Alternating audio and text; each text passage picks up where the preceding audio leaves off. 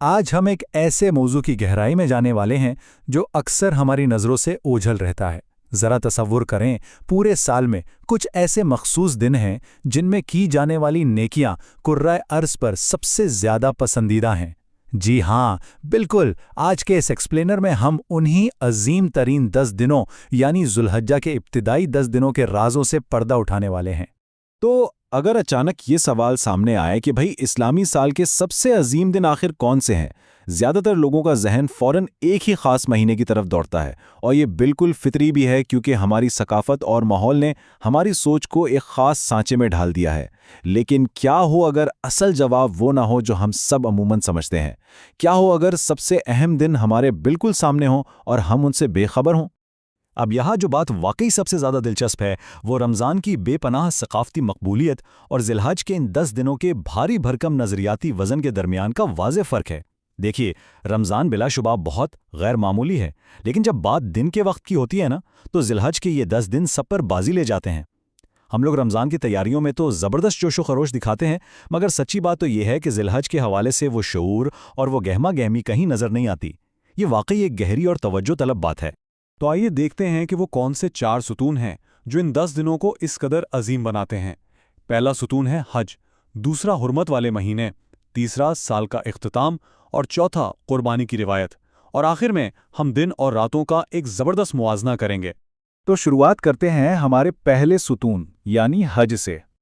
یہ بات تو بالکل ٹھیک ہے کہ ان دنوں میں حج ادا کیا جاتا ہے، جو اسلام کے بنیادی ستونوں میں سے ایک ہے۔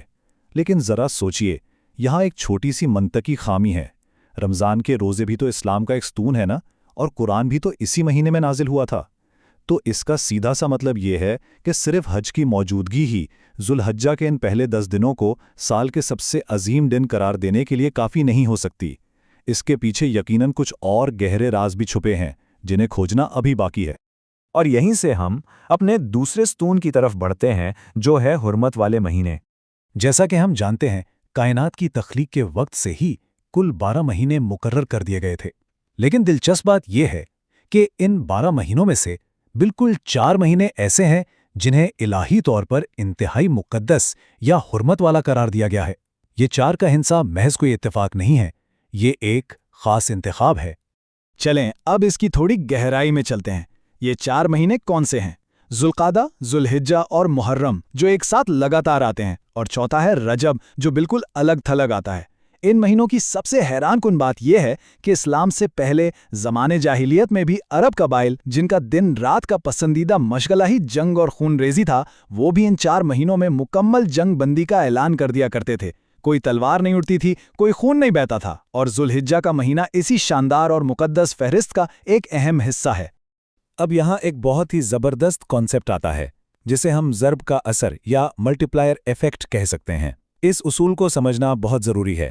دیکھیں، جب کوئی شخص مکہ جیسے مقدس مقام پر کوئی گناہ کرتا ہے تو اس کا بوجھ عام جگہ کے گناہ سے کہیں زیادہ ہوتا ہے۔ بالکل اسی طرح وقت کا بھی اپنا ایک تقدس ہوتا ہے۔ ان حرمت والے مہینوں میں نیکیوں کا اجر ایسے بڑھ جاتا ہے جیسے نیکیوں پر کوئی زبردست سیل لگ نہیں ہو۔ لیکن ذرا دھیان دیجئے، ساتھ ہی ساتھ ان دنوں میں کیے گئے گناہوں کا وزن بھی کئی گنا بڑھ جاتا ہے۔ یہ ایک ہی وقت میں ایک زبردست موقع بھی ہے اور ایک بہت بڑی وارننگ بھی۔ اب ہم پہنچتے ہیں تیسرے ستون پر جو ہے سال کا اختتام۔ اور یہ چیز بڑی شاندار طریقے سے واضح کرتی ہے کہ دنیاوی تہواروں اور ذوالحجہ کے نقطہ نظر میں زمین آسمان کا فرق ہے۔ ایک طرف دنیا نئے سال کی شام کو آتش بازی، ہلے گلے اور روایتی قسم کے وعدوں کے ساتھ مناتی ہے، جبکہ دوسری طرف ذوالحجہ کا انداز بالکل مختلف ہے۔ یہ اسلامی سال کے اختتام پر ایک نیا صفحہ پلٹنے سے پہلے پچھلے پورے 12 مہینوں کے اعمال پر انتہائی گہرے اور سنجیدہ غور و فکر کا تقاضا کرتا ہے۔ یہ وقت ہے اپنے آپ سے یہ پوچھنے کا کہ کیا ہم وہیں کھڑے ہیں جہاں پچھلے سال تھے، یا ہم نے روحانی طور پر کوئی ترقی بھی کی ہے؟ چلیں اب بات کرتے ہیں چوتھے ستون کی، یعنی قربانی کی روایات۔ قربانی محض کوئی اکیلی اسلامی روایت نہیں ہے، بلکہ یہ ابراہیمی مذاہب کی ایک بہت وسیع اور مشترک تاریخ کا حصہ ہے۔ اسلام میں ہم اسے قربانی کے دن یعنی عید الاضحیٰ کے طور پر مناتے ہیں، یہودیت میں اسے یوم کپور کے نام سے پہچانا جاتا ہے، اور اگر ہم ابتدائی عیسائیت کی تاریخ دیکھیں تو وہاں بھی قربانی کے ایک خاص دن کا تاریخی حوالہ موجود ہے۔ اس روایت کی یہ عالمی اور تاریخی وسعت ان 10 دنوں کی اہمیت کو 4 چاند لگا دیتی ہے۔ یہ واقعی ایک حیرت انگیز تعلق ہے۔ اور اب ہم آتے ہیں اپنے آخری اور سب سے اہم تقابلی جائزے کی طرف، دن بمقابلہ راتیں۔ اس مسئلے پر ہمیں علماء کا ایک بالکل واضح اور دو ٹک اتفاق رائے ملتا ہے۔ جب بھی بات راتوں کی ہوتی ہے تو بلا شبہ رمضان کی آخری 10 راتیں سال کی سب سے عظیم راتیں کہلاتی ہیں، لیکن جب بات دن کے وقت کی ہو تو ذوالحجہ کے یہ ابتدائی 10 دن قطعی طور پر بغیر کسی شک و شبہ کے سال کے سب سے بہترین اور عظیم دن ہیں۔ یہ ایک بہت ہی خوبصورت اور متوازن تقسیم ہے جو دونوں ادوار کی عظمت کو اپنی اپنی جگہ بالکل پرفیکٹ انداز میں برقرار رکھتی ہے۔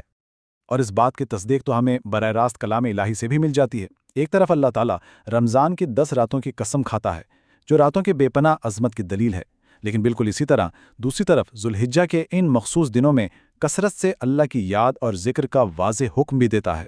یہ واضح قرآنی امتیاز ان دونوں ادوار کے الہی اہمیت کو بالکل الگ الگ اور نمایاں کر کے ہمارے سامنے رکھ دیتا ہے۔